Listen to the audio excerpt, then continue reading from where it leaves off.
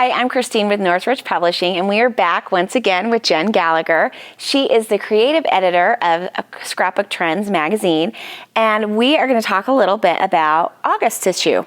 So August, we're talking about summer winding down and all the activities are done, and now we're getting ready to go back to school. But this issue is just full of fun ideas. Still some summer and then starting towards fall type ideas. So Jen, are you ready for your kids to go back to school? Yes and no. You know, when I hear the I'm boards, oh yes. Oh yeah. I'm so ready. But then there are times where I just miss my kids. I'm one of those crazy moms that actually likes their kids being around.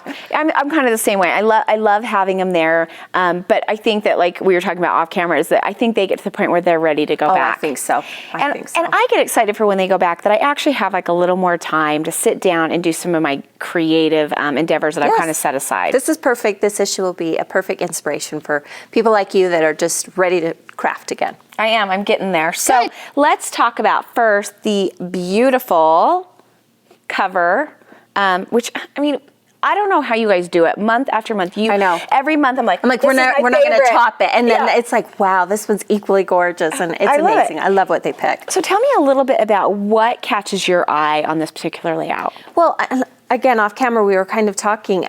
Initially, when I saw this visually on the cover, I was thinking 8.5 by 11, but seeing it in person, it's 12 by 12. I love that there's almost an 8.5 by 11 element on a larger canvas. I think that's just a genius way to draw attention to the center of the page. And by that you mean that there's more space, lengthwise, lots more white space than top to bottom. So originally I saw this, and then I thought, wow, that is such a great way for somebody like me that might be 12 by 12 challenge. Start with an 8.5 by 11 and then layer on a 12 by 12 canvas. That's great. And it always just adds another layer of interest. It does. And I like that she did a tone on tone, like with this beautiful punching that she did down here. Explain how she did this, because I love it. This is a border punch. And again, she used tone on tone, but to make it stand out, she did two things. One, she used dimensional adhesive to raise it up a bit. And then she put yellow and pink circles behind it, which I think is gorgeous. I think that's why I love this layout so much. It is beautiful, and I don't know how well it's showing up on camera, but I think it's the dimensional pop that is just drawing my eye to it, because it just adds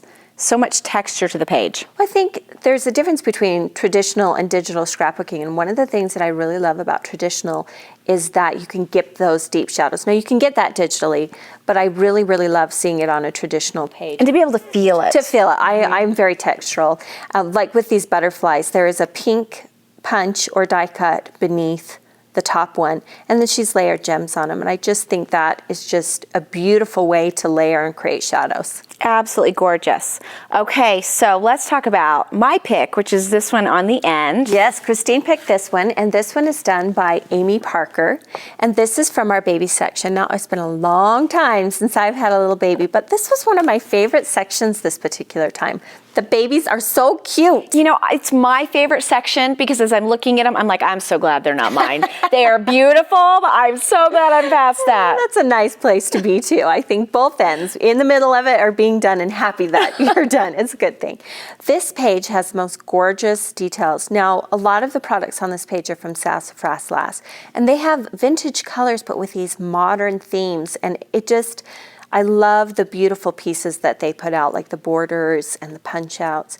I also love the little details on this page. I do too, and you know, I think you're right, like Sassafras Lass, they are one of the most distinct paper companies to me, because they have a way of adding geometric shapes. They do, but it's subtly done, and you don't notice it. The little numbers and the lines and just the detail that goes into their products is quite amazing. It's fantastic, and I just want to share with you really quickly what caught my eye overall with this page. We've seen layering before, and it's always one of my favorite techniques because it adds so much interest.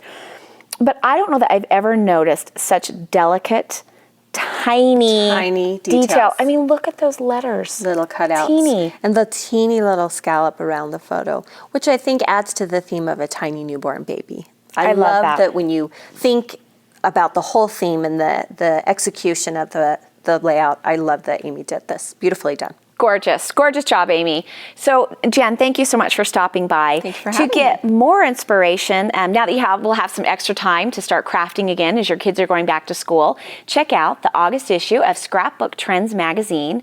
It's on sale now, and I always recommend that the best way to do it is to go to northridgepublishing.com and get your very own subscription so that you can just pay for it all at once, and you will get it every single time that it comes out, delivered right to your front door, hot off the press.